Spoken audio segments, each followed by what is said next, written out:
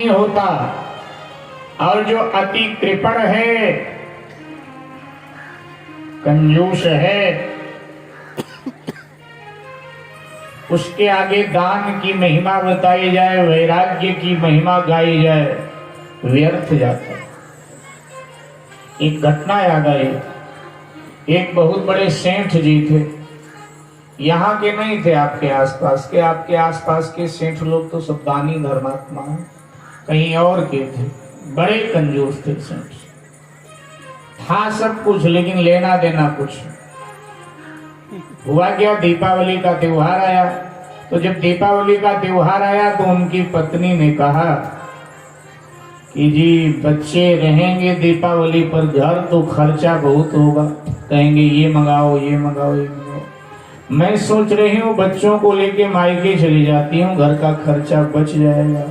सेठ ने कहा कि ब्याह के 40 साल हो गए, लेकिन तूने अच्छी बात आज पहली बार सोची, ले जा।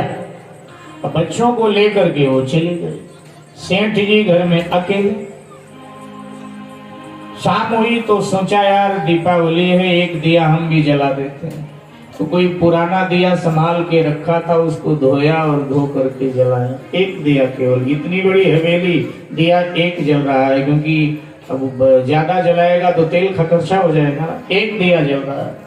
फिर लगा यार वर्ष भर का त्योहार है और भूखे पेट सोए, ये भी तो ठीक नहीं, कुछ तो खाना चाहिए।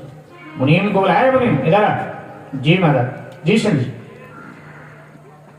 कुछ बना ले, वर्ष भर का त्योहार है, भूखे पेट से ना ठीक नहीं है, तुझे पता है सेठानी तो मायके गए।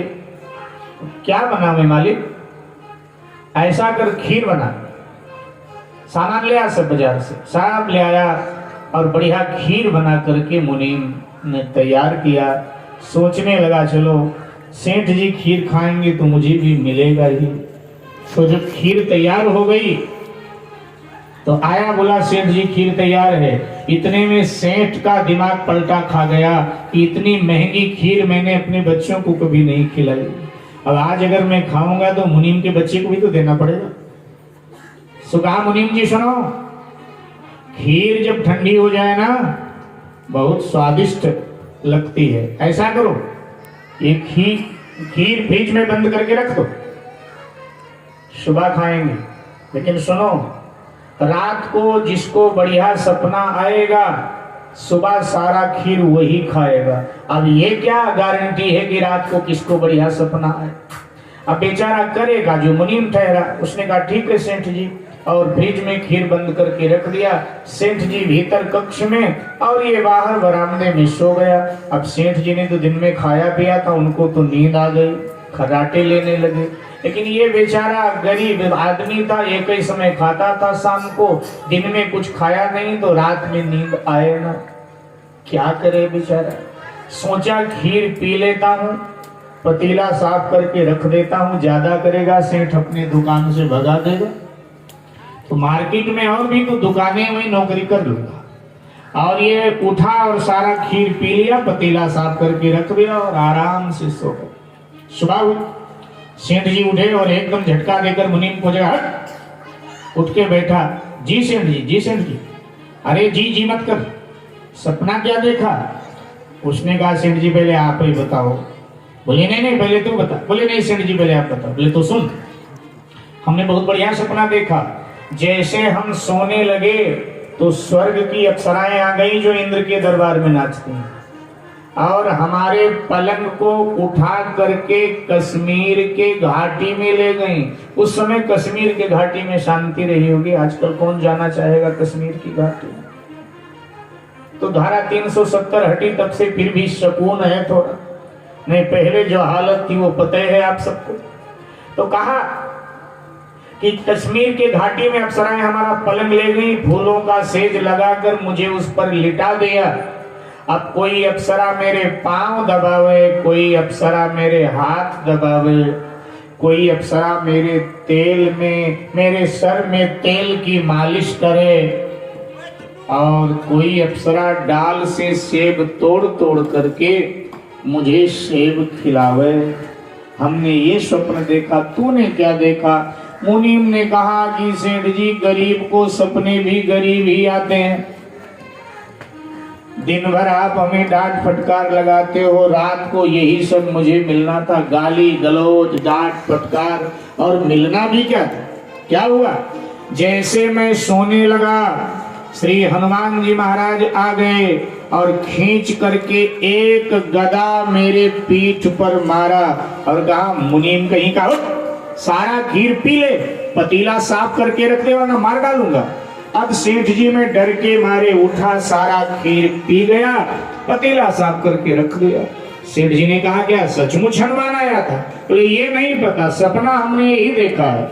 सेठ गया, फ्रिज खोला तो खीर नहीं, पतीला साफ। सेठ ने कहा, एक बात बता, जब हनुमान जी आया तो तूने मुझे क्यों नहीं आवाज लगाई, मैं भी दर्शन कर लेता। मुनीम ने कहा, सेठ जी हम तो आवाज लगा रहे थे, लेकिन आप ही तो बता रहे हो कश्मीर के घाटी में पड़े थे, आप तो वहां आवाज पहुंचे तब ना। हम तो जोर जोर से चिल्ला रहे थे कि सेठ जी आओ, हनुमान जी का दर्शन करो, आओ हनुमान जी का दर्शन करो, लेकिन अब तुम कश्मीर के घाटी में थे, वहां मेरी आवाज कहाँ पहुंचे। तो जो अति कृपण है उसके आगे कितना आप दान की महिमा गाओ, लेकिन निकालेगा नहीं चवन्नी। एक कंजूस कथा में आता था, यहाँ के नहीं, यहाँ का नहीं था, यहाँ वाले तो सब दानी है मैं जानता हूँ। एक कंजूस कथा में आता था, रोज व्यास जी दान की महिमा बतावे, लेकिन ना कभी व्यासपीठ पर कुछ चढ़ावे, ना भगवान के आगे चढ़ावे, ना आरती में डाले। व्यास जी ने बताया कि कल कथा की पूर्णाहुति है, तो उसको लगा कि यार कल हम भी 1 रुपया तो आरती में डालेंगे। और गर्मी के दिन थे, गर्मी के दिन थे, कंजूस बहुत था, सो नीचे कपड़ा पहनकर आता था, ऊपर कुछ पहनता भी नहीं था, ऐसे ही एक गमछा सा डाल के आ जाता था। तो 1 रुपया घर से लेके चला हाथ में, क्योंकि जेब वाला कुछ था नहीं तो रखेगा, तो हाथ में लेके चला और फिर कथा में बैठा, 3 घंटा मुट्ठी बंद किए कथा सुनता रहा। और जब आरती हुई, आरती वाले आरती दिखाने लगे तो लोग डाल रहे थे जिनकी जो श्रद्धा थी, तो आरती वाला थाली लेके इसके भी आगे गया, तो इसने खोला हाथ तो पैसा गीला था, क्योंकि पसीना से हथेली गीली हो गई थी, सो पैसा भी गीला था।